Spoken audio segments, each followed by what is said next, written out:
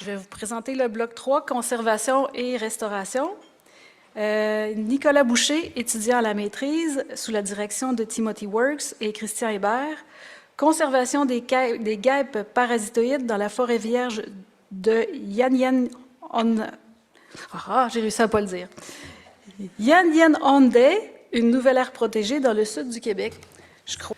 OK. Fait qu'on arrive à la portion bébite de la journée. Comme ça a été mentionné, moi je travaille en fait sur les guêpes et pas n'importe quelle guêpe. En fait, je vais vous parler de guêpes parasitoïdes. Donc, si vous n'êtes pas familier avec ce groupe-là, ce sont des insectes qui vont pondre leurs œufs dans d'autres insectes qui sont souvent en stade immature. Puis les œufs vont éclore, se nourrir de l'intérieur de l'insecte et finalement compléter sa métamorphose et émerger en tant qu'adulte. Et dans ce processus-là, l'insecte hôte va être laissé pour mort, ce qui fait que les guêpes parasitoïdes ont un grand impact, en fait, sont très importants pour le contrôle de plusieurs insectes, plusieurs populations, puis ça, c'est particulièrement pertinent quand on parle de, par exemple, la tordeuse des bourgeons de l'épinette. Il y a aussi des distinctions à faire entre les guêpes qui sont plutôt généralistes et les spécialistes en fonction du nombre potentiel d'hôtes qui peut être utilisé par la guêpe. Puis sinon, les guêpes parasitoïdes, c'est une lignée avec une très grande diversité écologique. Donc, c'est un groupe qui peut s'attaquer à toutes sortes d'insectes au sein de la lignée, mais c'est aussi un groupe avec une grande diversité taxonomique, donc ça serait le groupe le plus riche au monde. Et ce qui fait que, de un, ça fait que c'est un bon indicateur de biodiversité, mais puisqu'il y a une autant grande taxonomie, une complexité taxonomique, ça fait que c'est aussi un peu plus difficile de travailler avec des fois. Donc moi, je me focalise sur le groupe des ichneumonidae, qui sont une famille, en fait la famille qui est considérée comme celle qui est la plus importante pour le contrôle des insectes ravageurs. Fait que plus particulièrement, moi, je vais vous parler de deux groupes d'ichneumonidae. Donc, le premier, ce sont des parasitoïdes de l'épidoptère, donc qui en stade larvaire sont des chenilles, qui sont herbivores. Et en fait, les parasitoïdes de l'épidoptère auront donc un effet important pour le contrôle des défoliateurs.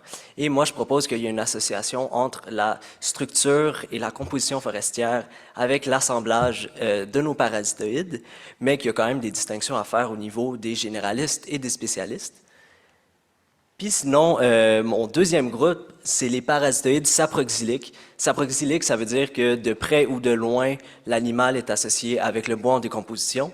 Donc ici, je parle de la sous-famille des orthocentrinés, qui est un groupe qu'on connaît pratiquement rien dessus, mais on sait qu'ils parasitent des larves de mouches qui se retrouvent dans le bois en décomposition.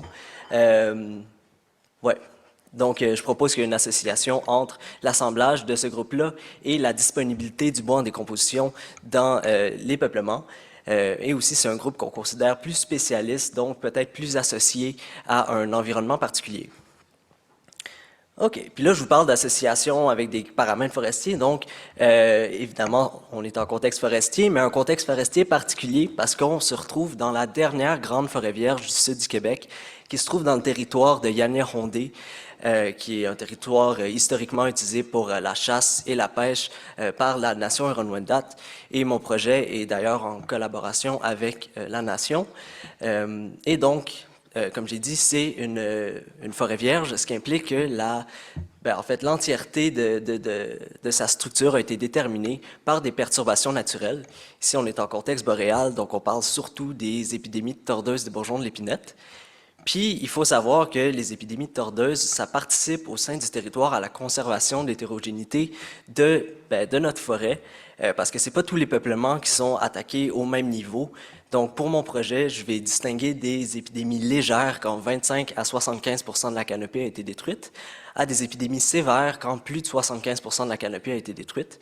Fait que sur l'ensemble de notre forêt, on a comme une mosaïque de perturbations avec plusieurs micro-habitats.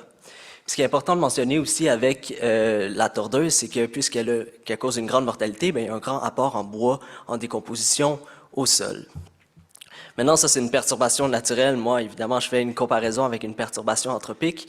Ici, les coupes avec protection de la régénération et des sols. Donc ça a tendance à plus homogénéiser notre forêt au niveau de la composition, mais aussi de la structure. Et ben, aussi une réduction du bois en décomposition parce qu'en fait, on va chercher le bois, donc on ne laisse pas vraiment le temps de se décomposer. Puis il s'avère que ben, c'est assez répandu, les CPRS, puis il y en a tout près du territoire de Yalnérondé, donc ça nous permet de comparer facilement ce type de forêt-là.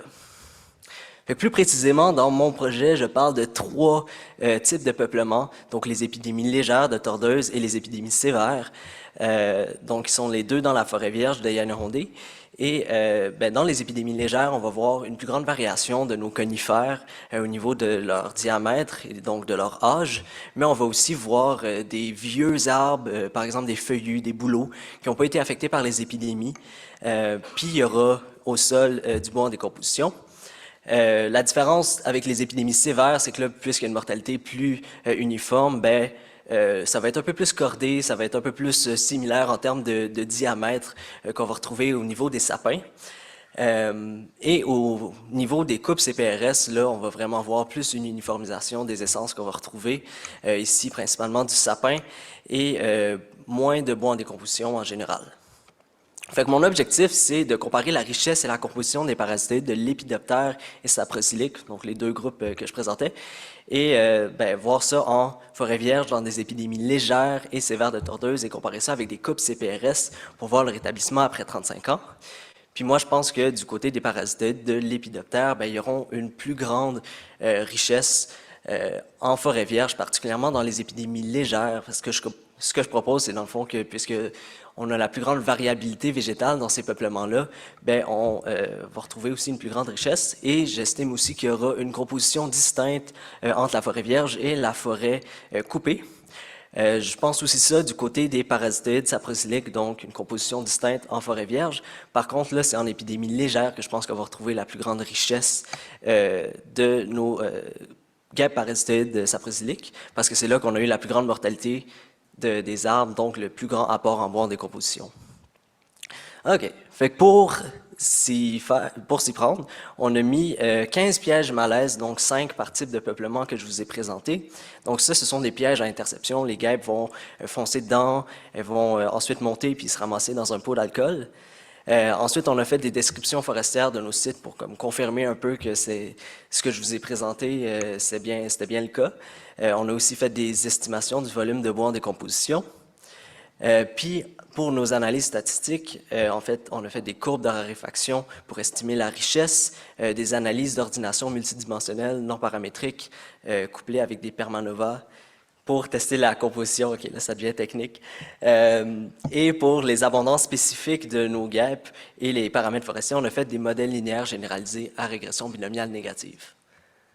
OK. Fait que pour mes résultats, j'ai attrapé 3000 Ichneumonidae, donc la famille dont je vous parlais au début. Et là-dedans, il y en a à peu près la moitié qui ont servi à répondre à ma question de recherche. Ça, c'est un nombre qui est relativement bas, mais là, on est quand même en altitude, donc on peut s'attendre à ce genre d'abondance-là. Donc, c'est réparti en 144 espèces, et ça, je redivise ça dans mes 2 groupes que je vous ai présentés. Fait que je vais tout de suite commencer avec les résultats pour les parasitoïdes de l'Épidoptère. Donc, ici, je vous montre une courbe de raréfaction qui met en relation le nombre d'espèces capturées par rapport au nombre d'individus capturés, ce qui nous permet d'avoir une idée de la richesse en enlevant le biais de l'abondance dans nos échantillons. Ici, on voit en orange la richesse pour les coupes CPRS, en vert pâle les épidémies légères et en vert foncé les épidémies sévères. Ça, c'est un pattern de couleurs qui va être conservé pour le reste de la présentation. Et ici, la superposition des barres d'erreur nous montre qu'en fait, il n'y a pas de différence au niveau de la richesse de nos parasitoïdes de l'Épidoptère après une régénération de 35 ans dans nos peuplements. Et ici, je vous montre pour ce qui est de la composition, ça c'est une ordination multidimensionnelle et en fait, il n'y a pas de différence significative au niveau de la composition non plus. Donc ça, c'est probablement dû au fait que la majorité de nos espèces étaient plutôt généralistes, ce qui fait qu'après une perturbation, par exemple, si un de leurs hôtes est affecté négativement, bien, ils peuvent toujours supporter leur population avec d'autres hôtes. Par contre, on a deux espèces qui ont réagi, puis ça s'avère à être deux espèces plutôt spécialistes qui sont favorisées par les coupes. Donc, ces deux espèces-là vont parasiter des géométridés. Géométridés, c'est une famille de papillons. Vous êtes peut-être familier avec leur chenille, c'est celles qui se promènent comme ça. Puis, ben, il s'avère que ces chenilles-là sont, ben, en fait, pour plusieurs espèces, ont un assez grand pouvoir de défoliation, comme par exemple la teigne du granit ou l'arpenteuse, la pruche. Donc, le fait qu'on retrouve ces deux guêpes-là en plus grande abondance dans les coupes, ça nous indique aussi qu'on a un peu plus de ces ravageurs-là.